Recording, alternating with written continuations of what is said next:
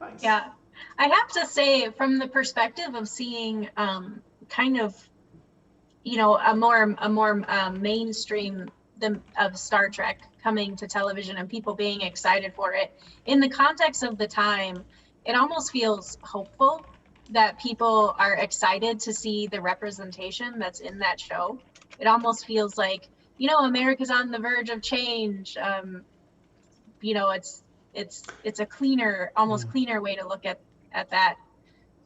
Oh, absolutely. And look, 2020 has been a terrible year in so many ways. And it's not an accident that it's a terrible year. All the things that are happening this year are the deliberate result of everything that's gone before. All the things that I'll just get political. My politics are on my sleeve. I have an all the way with LBJ button around here somewhere, and I'll still hold that up proudly. I am a Democrat, and I don't like our current president. And the things that are happening in 2020, including our extreme vulnerability to this pandemic and the shameful actions taken against our most marginalized populations, those aren't an accident. Those are deliberate government policy and the result of people voting for a jerk.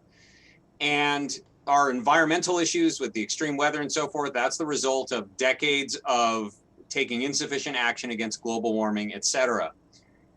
And yet, as bad as 2020 is, and it sucks, don't get me wrong, 2020 sucks. We've been stuck inside this house for 5 months. We don't go outside. And it's not that I'm worried about dying, I'm worried about infecting other people who might get sick and die, because I actually care about other people in the human race. Sorry. 2020 sucks, but 1965 sucked worse.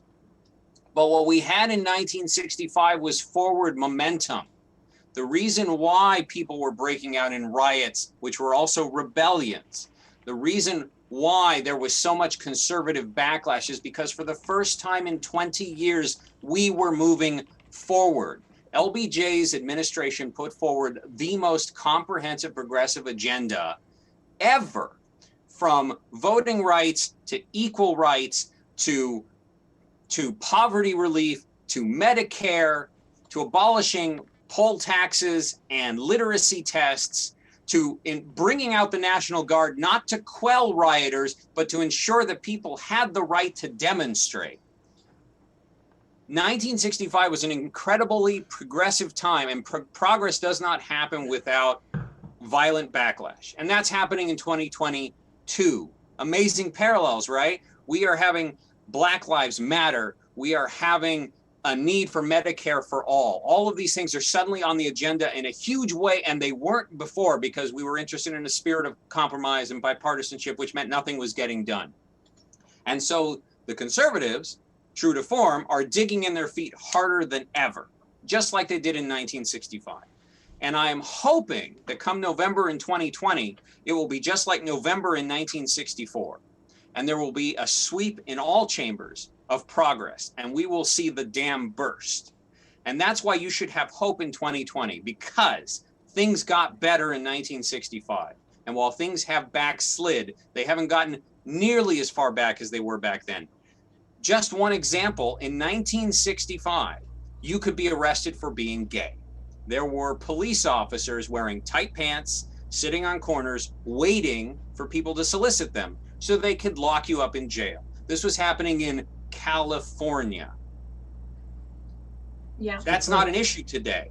These days, it's legal in every state in the union to get married to any gender you like, regardless of who you are. It is legal to get married to any ethnicity you want.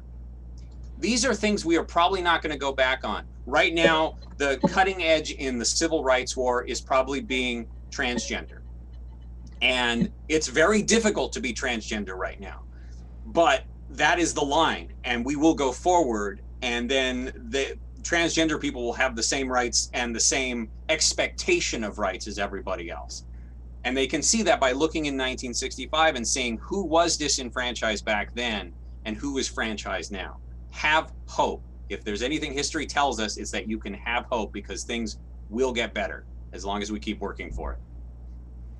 that I have to say, people are now putting in the chat hashtag Hope 2020, which is a much more beautiful representation of this year than I think I've had a perspective on. You know, especially when it comes to the Black Lives Matter movement, all we can hope is that, you know, putting on a spotlight kind of gives a chance for change.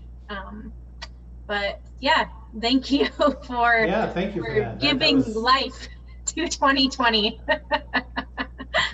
But yeah, and I mean, everyone says, you know, history repeats itself. So if they can, doesn't repeat itself, but it often rhymes. Right. Which Mark Twain never said, but somebody did.